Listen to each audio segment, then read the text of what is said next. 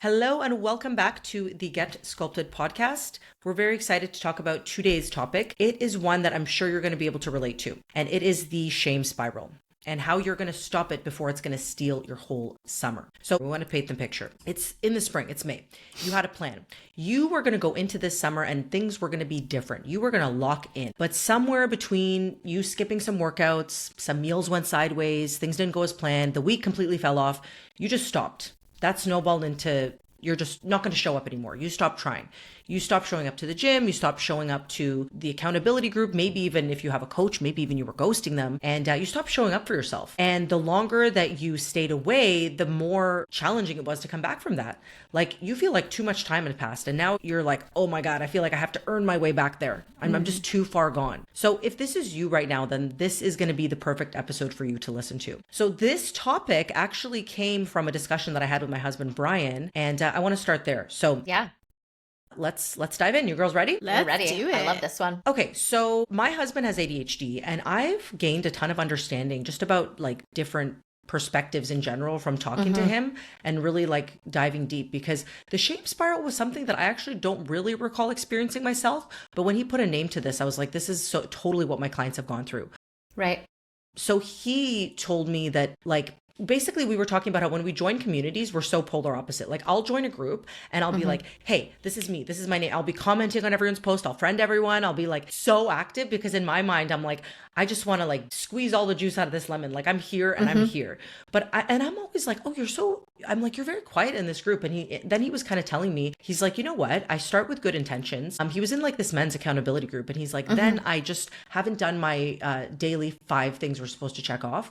Right. And then I just haven't posted for like 3 days and then 5 days and then I'm not doing the things, and he disengages and then he's like, I just can't step back. And then I just disappear. And then he's like, I just think it's easier at that point to just not post again because I feel like, how the heck am I going to show up? I haven't even been doing the things required.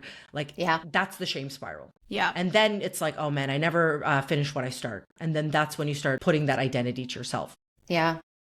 So this was really an insight for me because the spiral, sorry, one sec. So this was really insightful for me because the spiral that starts isn't from like originally what you didn't do, like what you initially missed. It's about what happens after. Yeah. How does that snowball? So I always tell my clients this too. It's never like the one meal that sets you off. It's turning that meal into like a week and then weeks. So Brian's experience here is like relatable to so many of our clients. And we've seen this play out with our client journeys. And you know, Marilyn, I know that this is something you specifically work with a lot of clients on deeply. So I would love if you would start by breaking this down for us. Like what does it actually look like when they're in the shame spiral and what's happening here? For sure. And you know what, you're right. We see this a lot. We see this with women who come to us. We even see this with women who have been working with us. Like no one's immune to the shame spiral. Yep. And I can tell you that like I personally have been victimized by the shame spiral myself. So I think it's important to kind of understand that it is a cycle, okay? And the thing that surprises a lot of people is that women who end up in the shame spiral are not the type of women you would expect. So these are not the women who like don't care, who are like apathetic.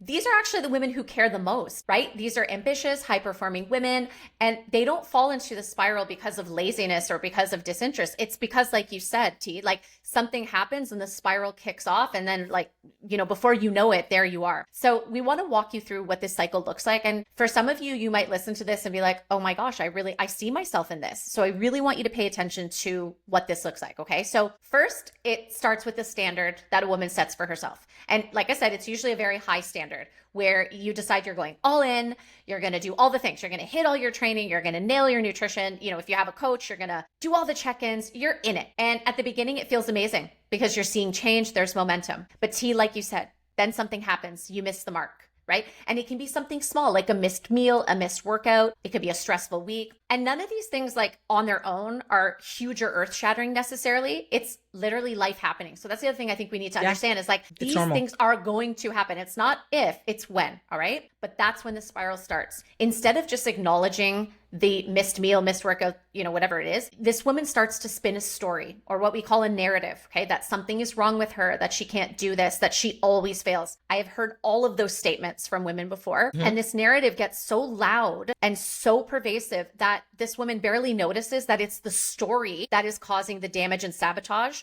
not the missed workout or the missed meal. It's not that one thing, right? From that story, like you described about Brian T, like this woman will disengage. and she'll stop doing the thing. So she'll stop logging her meals. She'll skip more workouts. She'll ghost her coach. We have seen that for sure. And it's not because this person stopped caring. It's because they see themselves as a failure. Okay. So then the absence starts to grow, and a few days does become a few weeks and maybe even a few months.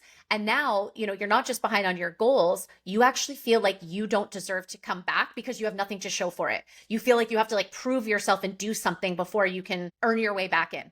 Okay. And this is the next part that is like hits so close to home for me. The perfection paralysis sets in, right? Where you tell yourself, I'm going to wait till I feel ready. Or, you tell yourself that I'll do that fresh start next month, next, whatever it is, next week. Meanwhile, life is passing you by, right? Everything is going on and you're stuck where you are. So what's important to understand is that the shame spiral is not about motivation or discipline or willpower. It is not.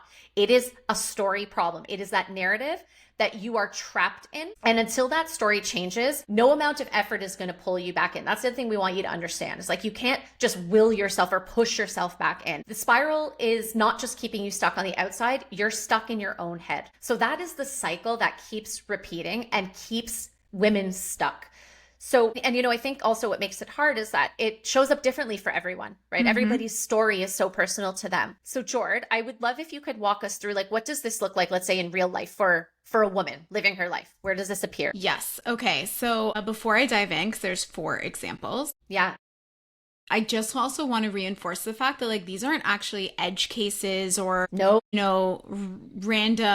one-offs. These are women in our community, things we hear all the time, things I've heard in the DMs as well, chatting with women. And so these are aggregates of those experiences. And so as you're listening, see if you recognize yourself in any and, double down on where that story is playing in your head, because it's going to be the work that you need to do ultimately. So the first one is the all or nothing weekend. So you've been solid all week, then Friday hits, you might have a couple of drinks to unwind on a Friday, some food you weren't planning on. Saturday, you think, oh, well, the week is kind of shot and, I'm just going to let it go and enjoy myself. I only live once. And then by Sunday night, you're like, okay, I'm going to start again on Monday. I'm going to lock in. I'm going to lock in on Monday. It's all going to be different. Monday comes and that shame sets in and you're like, okay, now I have to work extra hard. I have to do an extra hard workout, and your self-talk is like so negative in your head and you're like, now what? So that's like the first one, is that all or nothing piece. Have you guys seen this? Have you have you lived it? Yeah. Mary, you did that famous reel about it where it's like, oh, I spilled my coffee. I'm going to spill the whole mug. Yeah. I mean, it's just, again, I don't say this with judgment, but it's like, it doesn't make sense, right? That's why that reel was so funny, because it's like, if you apply that to anything else in life, like why would you do that, right? It makes no sense. You need to just like get back up and keep going. No one's going to fault you for that, right? Yeah. Not that anyone's going to fault you. We're not here to judge. But in reality, it's like, I would look at someone who has maybe fallen or kind of sidestepped and then gotten back to it versus somebody who's like done something and then I completely quit. Like, I look at that person who's continued to, do the things and be like, wow, she is so resilient. Wow. Like that to me is inspiring. Right. Yeah. So, I mean, I've seen it myself. I've seen it with clients. It happens a lot, the all or nothing. I agree. The second one is the group ghost. So perhaps you're part of a coaching community or a challenge or a CrossFit gym, something like that. You miss a few check-ins, you stop posting, you stop showing up. And then you start to see other people continuing to share their wins and you think like, I've got nothing good to share. This is a big one. That's not me. And the comparison starts to set in and you end up, instead of being a participant in the group, you start to become an observer of the group. And that shame is actually where it doubles down in this spot, because people will start to then be like, well, she's making this success and I'm not making this success. And it actually makes you feel worse about yourself than you intended. And it's been so long since you've, time will pass. It's been so long since you've participated that you're convinced that it's like, now it's too embarrassing for me to show up, to ask for help, to share where I am now, because it's not where I expect it to be. And here's the thing about the group one is like, we see this a lot. We do. A lot. Even with clients who are making progress, sometimes they're comparing to other clients' progress who are maybe like years ahead of them. Like they don't have the full context. Or different circumstances. Journey. Yeah, right? Different circumstances, life stage, all of those things are in play, but all they see is the post of the person being like XYZ success, you know? That's right. And then the comparison starts, and then the shame doubles down, and then they're like feeling bad about themselves. And instead, they're doing the opposite of what they actually should be doing, which is engaging. That's By right. engaging, you realize and you learn other people's backstories where it's like, I couldn't have possibly, like, of course they're where they are. Like, their habits are A, B, C, or they've been doing this for like 4 years and I'm only in my first 3 months. Like, the context is so important, and by engaging in those stories, those posts, and by participating and sharing, you're then bringing people back into your journey. So there are other lurkers in the group that you could be inspiring to get re-engaged because you decided to take that risk. That's right. I've really reframed this, and I've pushed people in the right direction with this, where like I know our clients have, because that's kind of what I tell myself. I'm like, we're here to like reframe things for people. Like they'll say, I don't want to post anything. Same thing, because I don't feel like I feel like other people's wins are bigger than mine. And then I explore that, and I'm like, well, what would it mean if you shared anyway? Like, what do you think that would do? And it's like, well, I guess other people might be in the same boat. Of course they are. But do you think that people are more likely to post if they're on their highest of highs? Or if they're feeling like they're kind of in a limbo or like not, but that's the things people relate to. And all of a sudden you're starting conversations with people who are like, that's hey, right. I'm in the same boat. Thank you for saying that. Thank you for communicating that. Like even a mentorship I'm in yesterday, I was kind of like their example of whatever we were talking about. And then, you know, it was a little bit hard for me to share, but then when I did, like a bunch of people in the chat were like, thank you. You just put to words like exactly how I'm feeling. That always happens. I feel like, you know, when any of our clients are brave enough to share that vulnerability, it has always been received that way, where people always will jump in and say, thank you, that's how I've been feeling. Or I've even heard where they'll message them privately and say, thank you so much. You have no idea how much that impacted me. Because here's the reality. We are all going through something. A different version of that something, but there is no woman that we work with that can't relate to something else one of our clients is going through. And we actually, gosh, I think it was like last year we did an episode, but remember the episode we did about like your circle calls you higher? Yes. That's the other thing you have to remember. And I think this is so hard for women because I feel like our default is comparison, where it's like, if you are having a hard time, lean into that community because you can leverage their motivation, their insights, their strategies. Instead of looking at it and saying, oh my gosh, I'm not all those things. How about you look at it and say, how can I utilize any of those things to help me in my situation? I think that's such an important reframe. Exactly. And it's like what you've been doing hasn't been working. So why not try on something new and see what happens? And so if you've always said, I'm not doing this, then now's the time to actually post and share and talk and do it differently, because that's what's going to help you make the progress. And we were never meant to be solitary creatures. Like we never were meant to, especially as women. Again, another rant for maybe another day, but like if you go back in history, like women lived in community. Women menstruated together. Women did everything together. So it's like we've now become like isolated people, but we need community now more than ever. More than ever. And to just close the loop on what you're saying, it's called the tend and befriend stress response. Like women actually have a third stress response, not just fight and flight. We have tend and befriend, and tend and befriend is how we help regulate our stress hormones. And so being in community, whether virtual or in person, is so important because that's how we relate to one another, and that's how we make progress too and see that we're all the same at the end of the day. Love that. So the third one is the summer countdown trap. You had a goal to feel a certain way by June, back in January, or maybe even last fall. And now you're sitting back being like, I'm not anywhere close. Like I'm not where I want to be, but I'm also not anywhere close to where I thought I would be. And instead of adjusting the plan, you proactively, in the worst possible way, start grieving the summer before it's even here. All the things that you thought you would do because you would be in the body, quote unquote, that you wanted, that would allow you to do the things that you think that you can't do in this current body. So it's like you're giving up before you've even gotten to that time frame because you're not living in the physical sense that you wanted to be. So you're just not gonna try anyway. You check out of all your habits, you write off the season, and then you're like, I'm just gonna live my life how I'm living my life, and I'm gonna come back to it in the fall. And this is the type of person where this happens every season. It's like a constant slip. Right?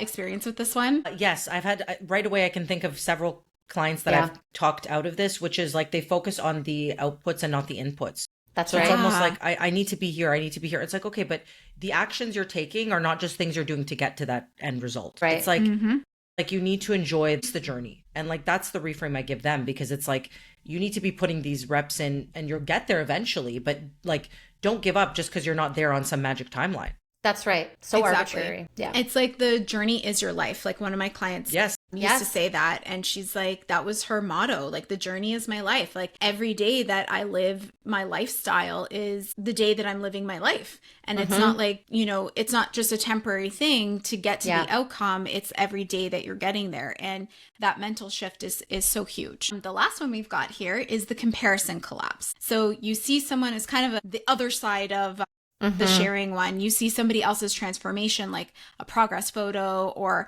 you know, what they're sharing on social media. And instead of feeling, or you run into somebody that you haven't seen in a while, and instead of feeling inspired, you feel that shame. You feel the lack of, you feel like what you haven't been doing. It kind of all acts as a mirror and kind of slaps you in the face.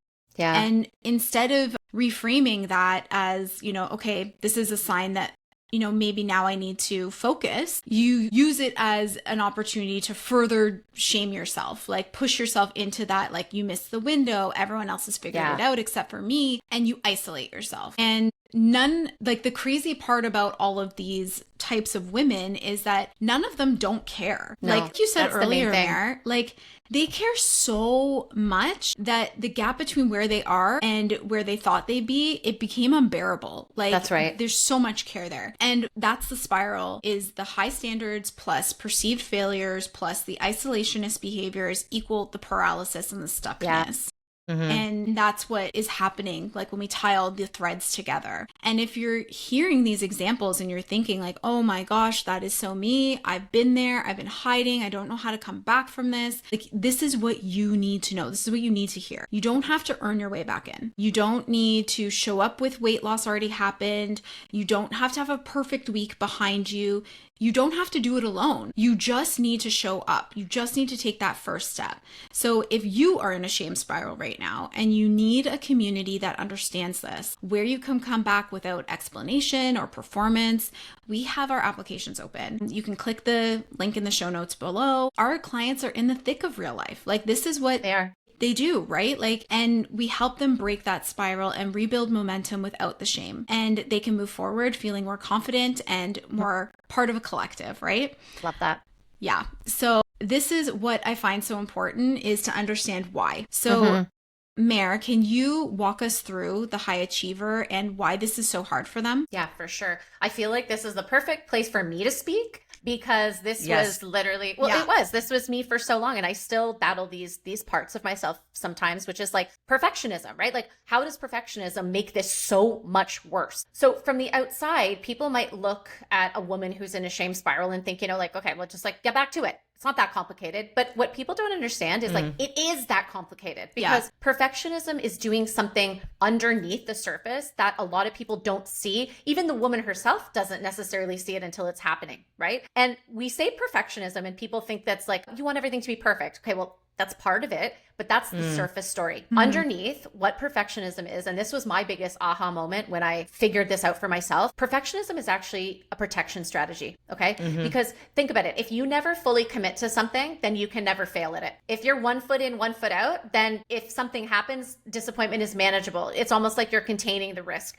And if you think about this too, a lot of women will do this with their fitness, but these tendencies happen elsewhere in relationships, like, you know, like going after things like jobs. So this tendency is like pervasive. And a lot of women have lived their life like this, whether it's conscious or not, but they feel it's keeping them safe. But again, is it actually, right? There are other perfectionist types, okay? So aside from the ones that kind of are half in, half out, the other type is the ones that do go all in, and they say like, yep, I'm ready to do the work, you know, I'm going to do all the things. And then life happens and then it feels catastrophic. Yeah. Right. So there's kind of like those two scenarios. Exactly. So the perfectionist doesn't see this for what it is, which is just a setback, an opportunity to learn, right? Instead, what happens is this woman sees it as evidence that she was right. Things were going to go wrong. She's a failure. Like I should not have done this. And once the brain has evidence, it gets very efficient at finding more of it. Our brains actually have a negativity bias. I tell my clients this all the time. Like if you're not doing the things, you are essentially making deposits in your brain that I am someone who does not follow through. I am someone who skips my workouts. The opposite is true. If you are doing the things, you are then depositing in your brain that I am someone who shows up. I am someone who gets things done. So your brain is going to go to, it's going to, what's that saying, right? It's going to, wherever your brain goes is what's going to grow. Exactly. So once you deposit that evidence that you are not someone who follows through, every old failure you've had is going to be like further evidence of like, see, this is what I always do. And instead of it being just one bad moment, this now is like defining who you are. So this is essentially like the perfectionist trap. We've done episodes about this as well. This is what it's all about. Okay. And so what happens now is that a lot of women confuse discipline with punishment. They think that the way to get back to things is like push harder. I'm going to do more workouts. I'm going to eat less food, but you can't shame yourself into change or results, right? That is what diet culture has taught us, though, that like if you do more and push harder, then you're going to do better.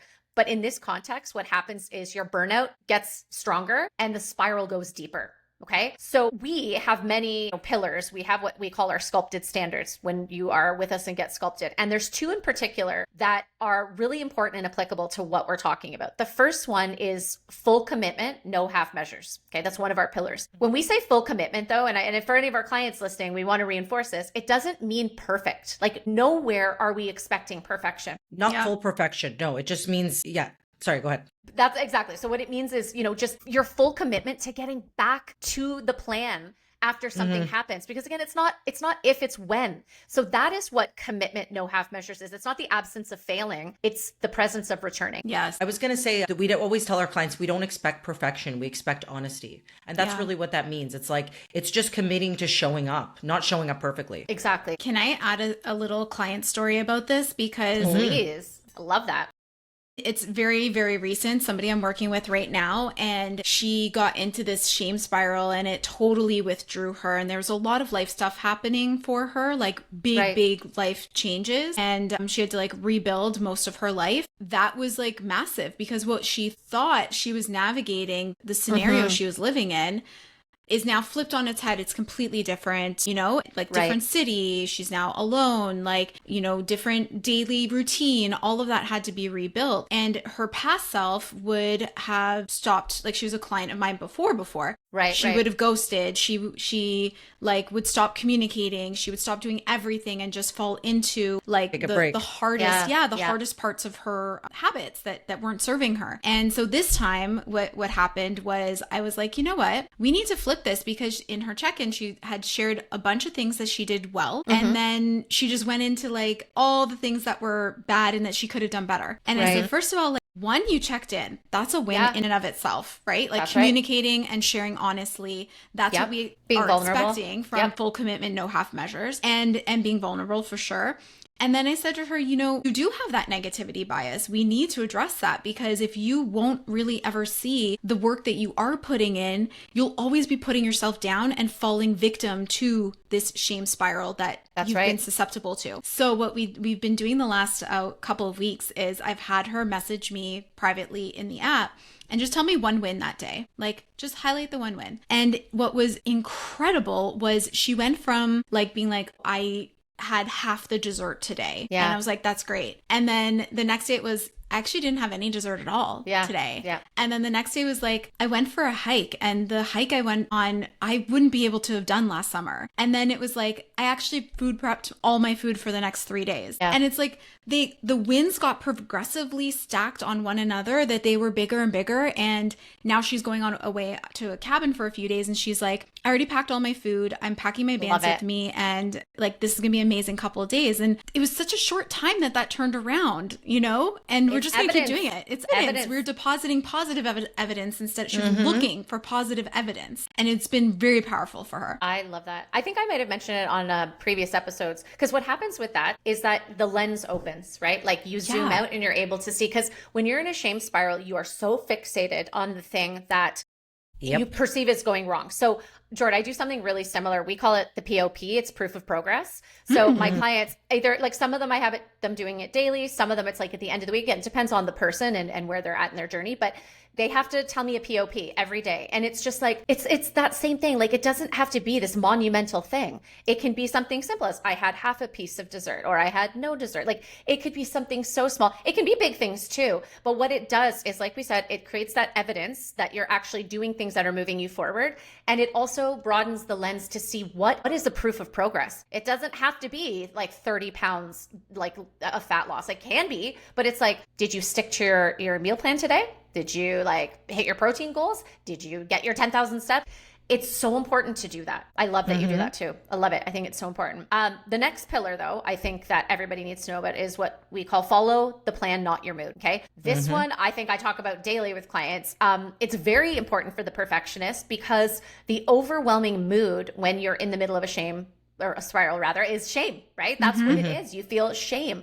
But the plan is there to anchor you and it helps you show up anyway. I can't tell you how many times I have this conversation where I'm like, we can adjust the plan, but we never want to abandon it because that's literally what's going to help. Like, if you're going through chaos, what do you want in a storm? Something to ground you, something to hold you. That is what your plan is. So we can adjust it, but why would you stop eating? Why would you stop moving? Like, you're already going through something, possibly terrible, whatever it is. All of those things that you're now neglecting are the very things that are going to help you get through this as unscathed as possible. Exactly. So again, it doesn't make sense to give it up. We simply adjust, right? And so when a woman follows the plan and not her mood, they start to interrupt that spiral and create new evidence. And it is a new narrative. You are now the woman who keeps showing up. You're the woman who leans in for support, who asks her coach, hey, I'm going through a really rough patch. I need help. How to make this work? Boom, there we are. So as always, we love the tactical side of things. And T, you're perfect to go through this with us. But can you talk to us, like, what is someone going to do now? They're in the spiral. They're feeling stuck.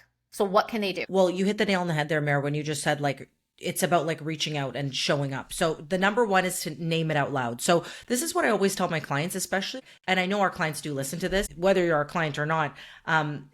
What I tell them is, like, don't wait until like you're at your next check-in or like till it's over or you're self-navigating. Like, that's quite literally what we're here for. So the first step is, like, don't spiral in silence. So it only has power if you like basically feed these thoughts in your mind, and you're going to be like a hamster on a wheel. As soon as you like communicate that, it typically loses that effect it has on you. And I know this too. This is a tactic I used when when my anxiety was like really high. It was like I had all these like fears and scenarios in my head, and then if I would say it, like even to my therapist or write it down, it would be like, okay, now that I kind of said that out loud, it's actually like, it doesn't make sense that that's going to happen. So it's kind of the same thing as the shame spiral. So say it to yourself, write it down, tell your coach. So what I was saying was, like, I tell my clients, like, message me while it's happening, right? Like, hey, T, this is what I'm feeling right now. And sometimes it's not a matter of like, I'm not going to give you a 10-step list. It's more like, I'm listening, I'm here. And this is the reminder that this is not reality. This is your mind telling you that like you're this and that. That's and right. Sometimes that's what you need. And it's just reinforcing, like putting a name to it. It's like, you're here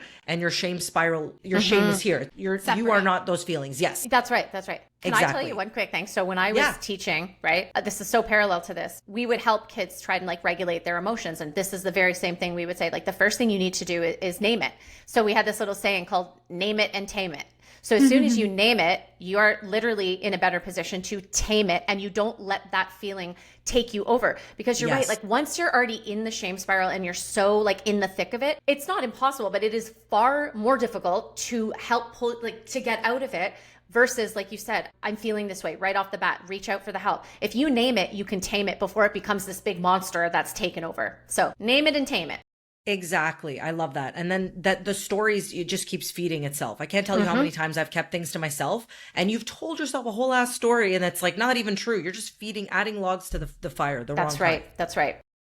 And then number 2 is drop the re-entry tax. So that means like you don't owe anyone like something for coming back. So you ghosted your coach. Okay, that's okay. We're not going to bite your head off. That's what I always tell people is like, if they've been a little silent, I'm like, it's all good. Don't worry. Like, we're here unconditionally. So you don't have to be like, okay, I'm going to pick things up before I jump back in, or like, before I show my face again, I gotta like lose these 5 pounds that I gained, or like I gotta get myself together. Well, no, that's why you're showing up, because you want to leverage as much support as you can. Like show up how you are, and then when you do that, it's setting that message for yourself that like I don't just show up when I'm perfect, because by you not showing up yet, you're just feeding into that perfectionism. Number 3 is find your smallest true yes. So you don't need to go from 0 to like 100. Like if you haven't been doing anything and you've fallen off for like a week, you're not going to say, okay, I'm going to perfectly track my macros and I'm going to hit 10,000 steps and I'm going to, do all of my steps. No, just pick the next thing. I always say like, just my rule of thumb is like, I'm going to jump back on at the next meal.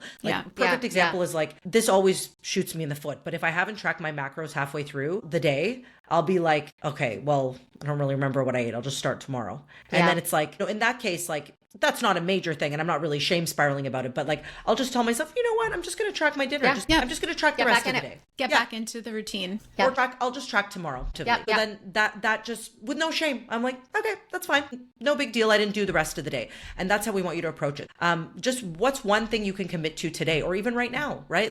You've been working all day long and you're like, I'm never going to have time for a workout. You know what? I'm going to take 10 minutes and go for a walk. It's a nice day. I'm going to do that. Right now. Just act on it as soon as you think of it. A small action. Doesn't need to be huge. Check in with your coach. Like I always tell my clients, and this is something that they always say they appreciate, is like when that check-in reminder comes through and they'll be like, yeah, I'm a little bit busy today. I don't have my measurements. I'm like, just do what you can. Check in. Do the check-in. That when you see the check-in, you're going to check in. And then they're kind of sometimes like, oh man, my old coach would just be like, just do it whenever you can, or do it 3 days later. Or they would kind of accept my answer. I'm like, I mean this in a loving way, but I'm not going to accept that. Like you're going to do it. And even if it's not like perfect or whatever, you're learning that like you show up anyway. And then that's the whole point. So yeah, good point. And this is a good reference actually to one of our sculpted standards, which is to be an active participant in gaining momentum. So this means like if you're going through a tough season, you have to actively like make a decision that you're going to take a step forward out of it. So you're not waiting for the perfect condition. Like, I'm sure we've all had clients like this. Like I have one right now who she's in quite a depressed state and she's going through a lot in her personal life. And I told her like the word "and" is powerful. Like you're going through a lot and it's tough and let's show up for yourself more. Yes. Let's just go 1% better. It doesn't mean like full throttle. It means like, and you're going to have to do hard things to show up for yourself. Like you're going to get outside every day. It's maybe we're not doing hour-long workouts. We're not even doing excessive training right now. We're just focusing on the one thing. Do you guys have any people that come to mind or anything to add here? No, I think this is just such great advice because again, like the shame spiral takes over and you do nothing. So coming back to that thing, it's like do something, right? It doesn't have to be perfect, but what can you commit to in this next moment? So that way you're not always saying, oh, tomorrow, oh, Monday or next week. Just what's the next best thing you can do? I love that. Absolutely. And then 4 is challenge the story, not just the behavior. So the spiral lives in that narrative. That's right. And you're only giving it power by this story you're telling in your head. It's really all that it is. So ask yourself, is this true or is it the shame talking? Yep. You didn't fail. You just had a hard stretch. And that's not the same thing. And remember, like we said earlier, this is why it helps to chat this through. So you're not just living in these stories you tell yourself in your head. That's right. 5, reconnect with who you're doing this for.